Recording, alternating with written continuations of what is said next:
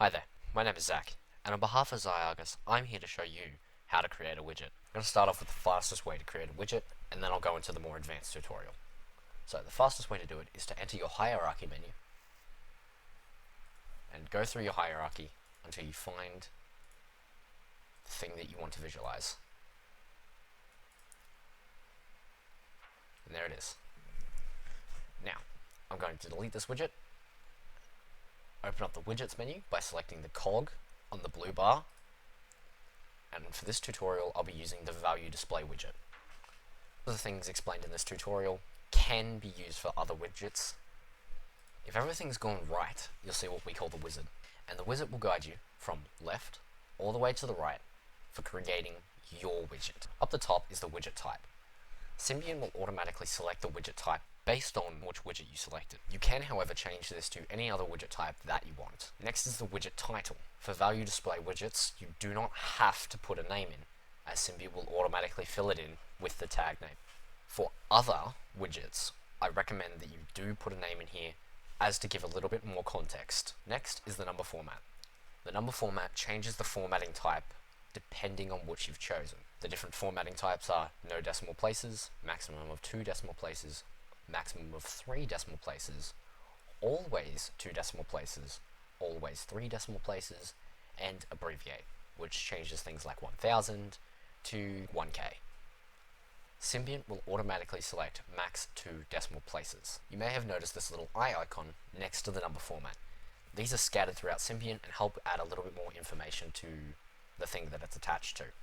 In this case, it's attached to the number format, and what it is saying is that the number format is the formatting type of numeric values. To go to the next step, you can either select the next button or select it up the top,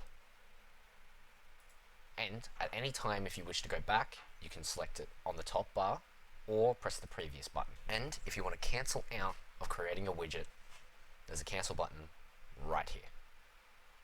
Alright, so on step 2, we're going to need to pick a tag for Symbiont to read the information off of. But before I do that, I'd like to explain a little bit about what tags are and how Symbiont uses them. So I'd like you to think of tags as a mailbox, and that mailbox will contain mail. And the mail has a value of a number, a word, a letter, it can be whatever. And attached to the mail is a date and time stamp for when it was sent. I'd like you to think of the value widget as a way of seeing all the mail that gets put into this mailbox in real time on your dashboard. Going back to the tag selection process, I'm just going to select one of these tags. You can select whatever tag you'd like to visualize. Now, next to the tag box, you'll notice a prefix and postfix box. Now, prefixes are things that will come in the bottom left of your widget as a prefix. The postfix is similar, except it goes on the right side. So I'll just type in A and B as a way to show this off. You can finish creating your widget here, and Symbiont will select defaults for everything else. But for this tutorial, I will continue going. So we're now on the configure color coding part. The first thing to do when you're adding color coding is to select the tag that you want to add color coding to. In this case, it's the tag that I've just selected, and it'll come up with this. What the color coding is a criteria used to change the color of the widget based on a condition. From left to right, what you need to do is select the color you'd like the widget to turn, then select the type, which in this case has been automatically selected to between, which means it will go between the minimum and maximum number. You can always select equal to, greater than, or less than, but I'll continue to select with the defaults. Now, the min is the minimum value that the tag will need to send for it to go this color that we've selected. So it can be anything from a number to a letter to a word. But again, sticking with defaults. Now, the max value is the maximum value that the tag will need to send for it to stop changing color and go to the next selected color, or to go back to the default gray. To add more color criteria, you press the plus button, and this will add another criteria where you can select different things. If you don't want this extra color criteria, you can always press the delete button, confirm that you want to delete it, and it'll be gone. Alright, is the Add Actions tab. In its current state, the only thing that Add Actions has is the dashboard link. And this allows you to select the action from the widget to go to different dashboards, which I'll show right after we create it.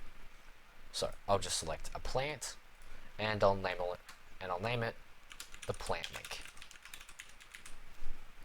You can also delete the action by selecting the delete action button. Alright. Next is the add image tab. Now, Symbiont has 3 different image types that you can add.